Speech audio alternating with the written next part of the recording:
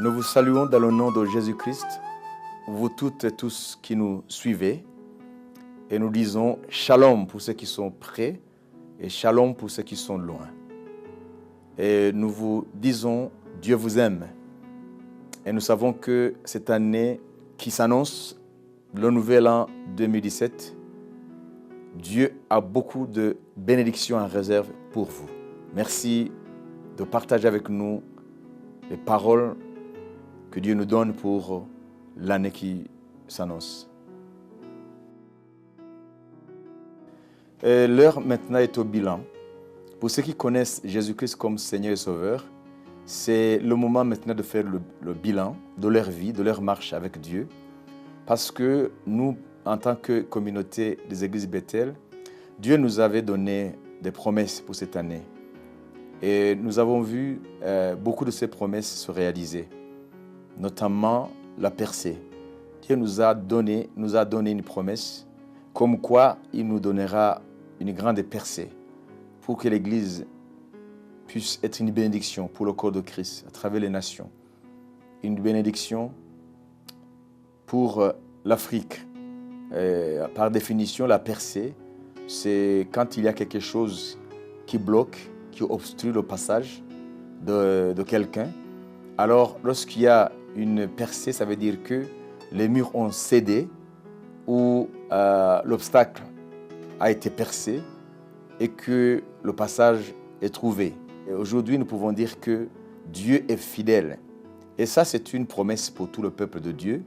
Mais il y a aussi des promesses individuelles.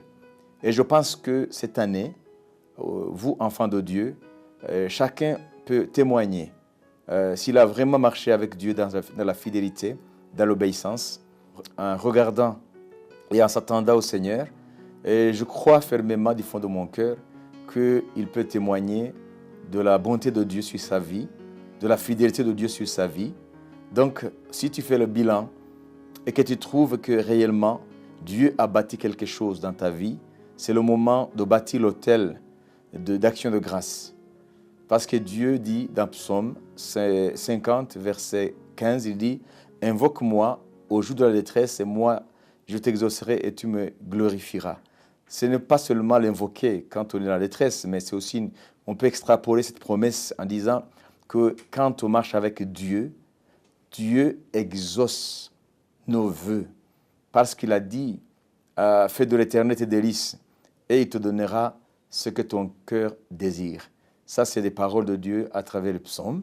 Puisque la marche avec Dieu n'est pas encore finie, nous avons encore l'année qui va bientôt commencer.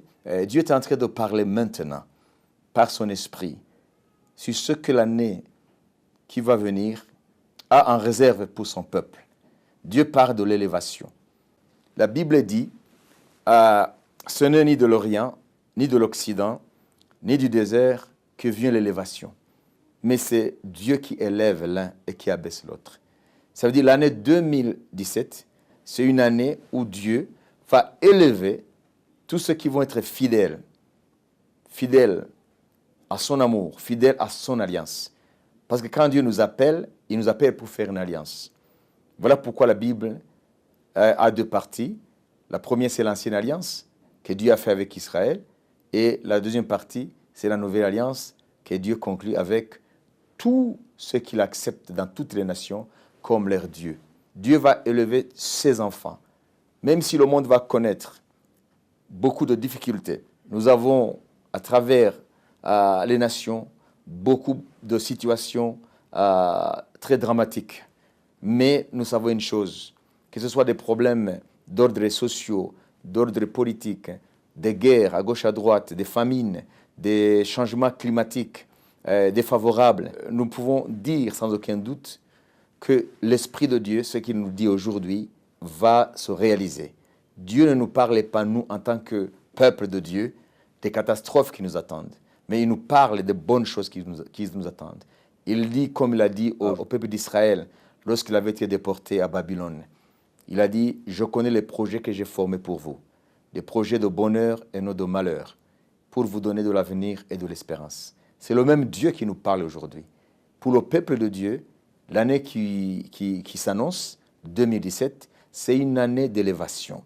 Dieu va nous élever à un autre niveau, au niveau de la foi, au niveau de l'espérance, au niveau des promesses qui sont dans sa parole.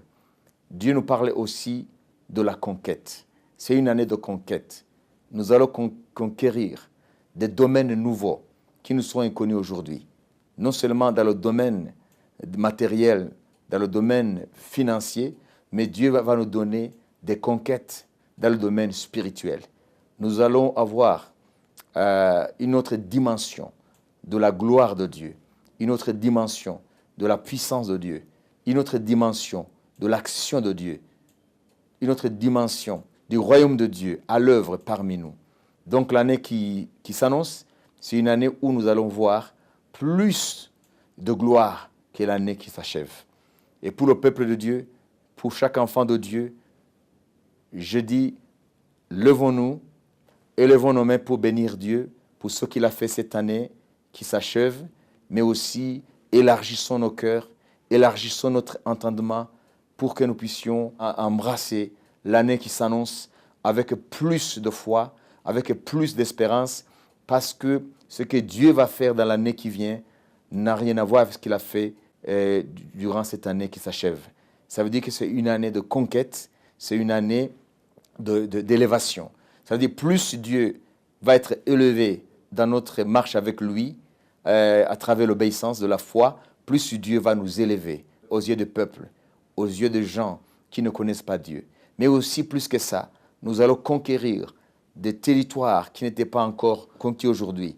Nous allons voir Satan céder devant nous, des territoires qu'il avait occupés. Nous allons voir les forces des ténèbres reculer devant l'Église durant l'année qui vient.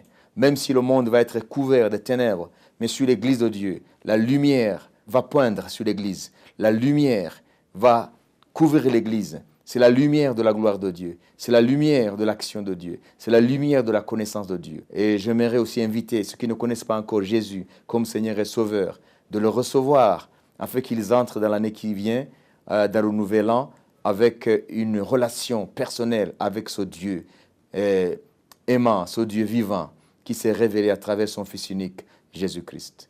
Prions. Seigneur, je dis merci pour cette année 2016 qui s'achève bientôt. Merci pour l'année qui est devant nous, qui va bientôt commencer, le nouvel an 2017. Merci pour ce que tu as fait cette année. Merci pour ce que tu vas faire l'année qui s'annonce, des choses glorieuses, des choses puissantes à travers ceux qui vont marcher avec toi, à travers ton Église, à travers le corps de Christ. Nous disons merci Seigneur parce que tu es fidèle. Et je prie pour ceux qui ne te connaissent pas encore, afin que l'année qui vient, Seigneur, beaucoup puissent y entrer avec le salut, avec une relation personnelle avec toi, parce que tu es un Dieu de relation. Tu as appelé Abraham et tu es entré en relation jusqu'à l'appeler ton ami. Merci parce que tu vas donner le salut à des millions d'âmes cette année avant qu'elle s'achève. Et nous verrons l'année qui vient un grand peuple se lever dans chaque nation, brandissant la bannière de Jéhovah Nissi, le Dieu qui s'est révélé à travers l'histoire d'Israël. Et nous disons merci parce que pour l'Église, la lumière se lève. Et nous disons merci pour les choses que tu es prêt, Seigneur, à accomplir parmi ton peuple, parmi tes fidèles. Au nom de Jésus-Christ. Amen.